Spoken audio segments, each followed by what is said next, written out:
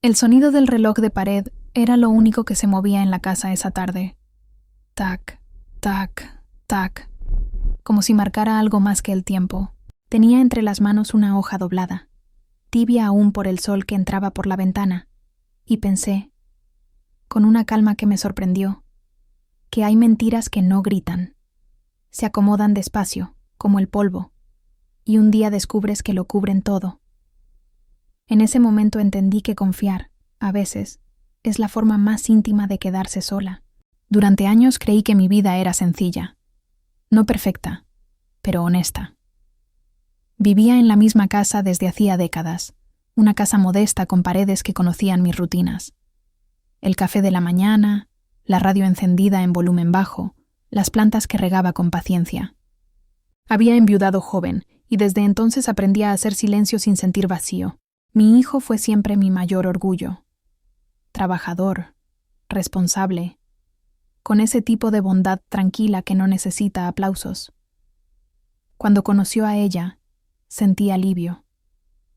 Pensé que por fin tendría a alguien que cuidara su cansancio como yo lo había hecho cuando era niño. Ella llegó con una sonrisa educada y palabras justas.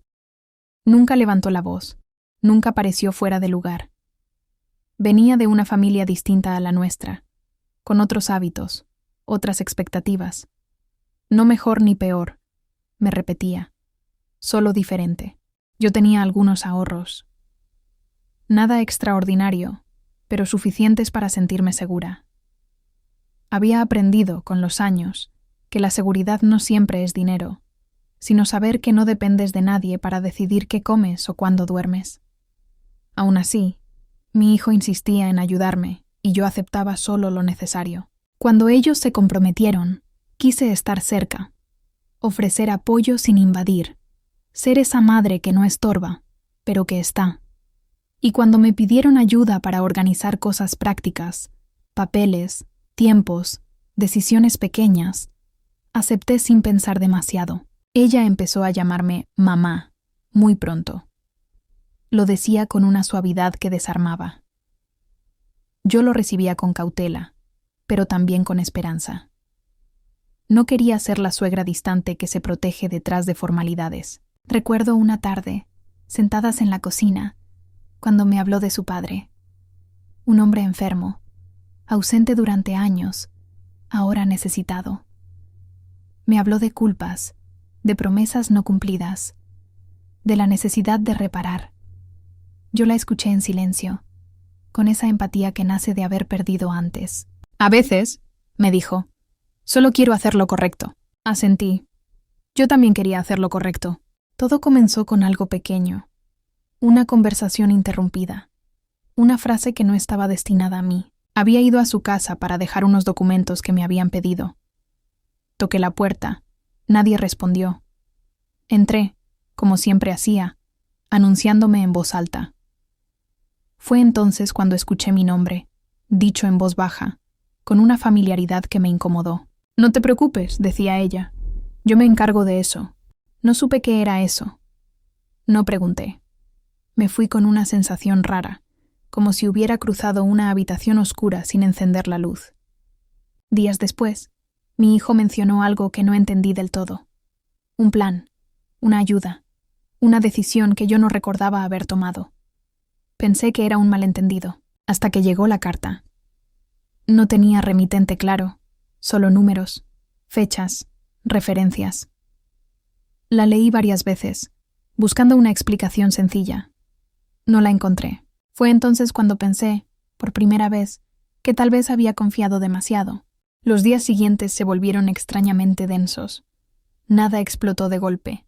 Todo se fue acomodando mal. Mi hijo empezó a estar menos. Siempre ocupado, siempre cansado. Cuando venía, hablaba poco.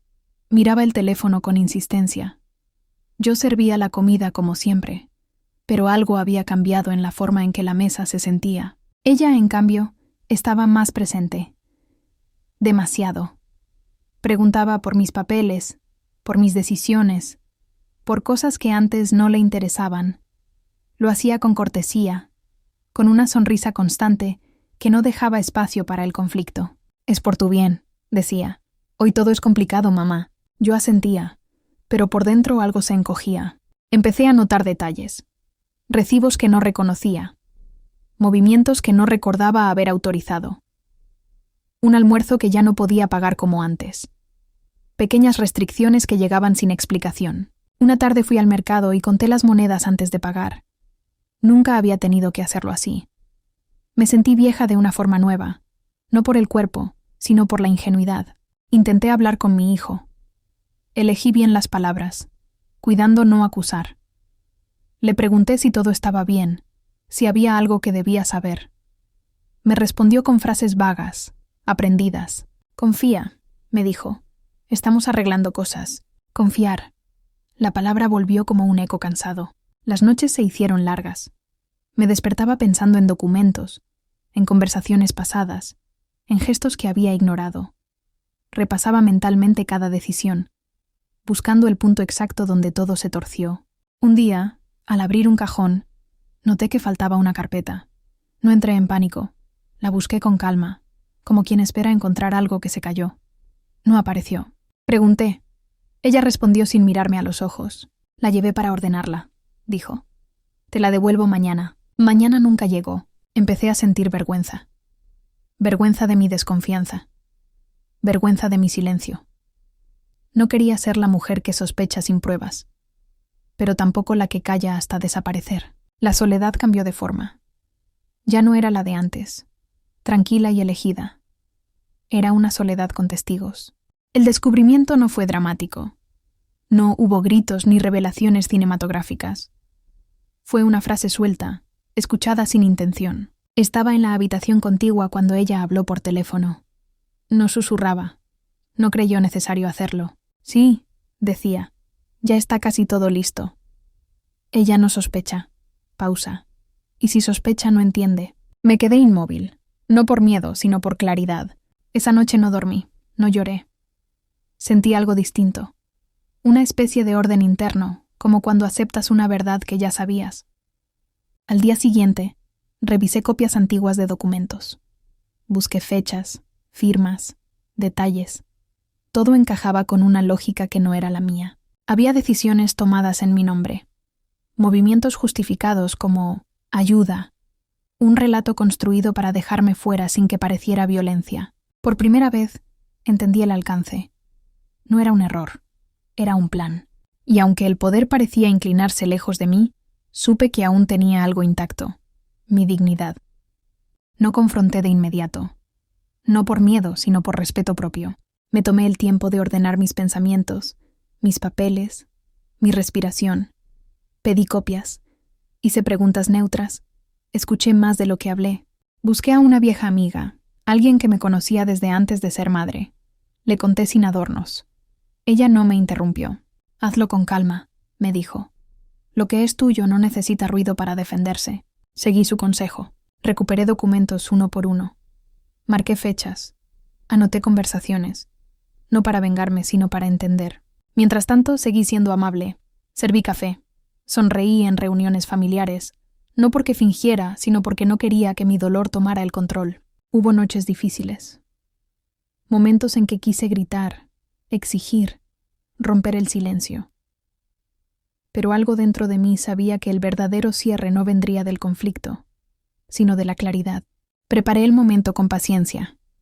Elegí el día, el lugar, las palabras. No buscaba humillar a nadie, solo poner las cosas en su sitio. Nos sentamos alrededor de la mesa, como tantas otras veces.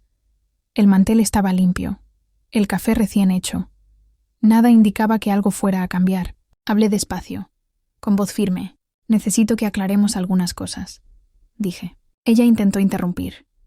Levanté la mano con suavidad. Mostré los documentos, no acusé, leí. El silencio se volvió pesado. Mi hijo bajó la mirada. Ella respiró hondo, buscando una salida que no existía. Esto no es un ataque, continué. Es un límite. Expliqué lo que había entendido, lo que había decidido, sin insultos, sin dramatismo. No hubo disculpas inmediatas, solo una comprensión tardía.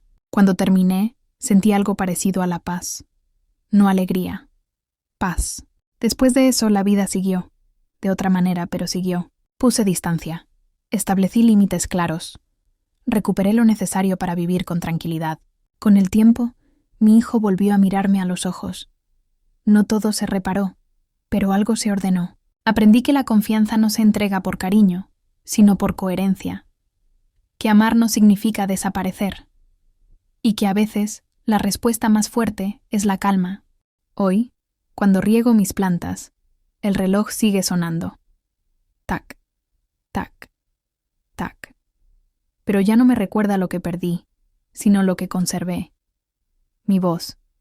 Si esta historia real de familia, este relato emocional y este drama familiar resonaron contigo, te invito a dejar un comentario y suscribirte para más historias, contadas con calma, verdad y humanidad.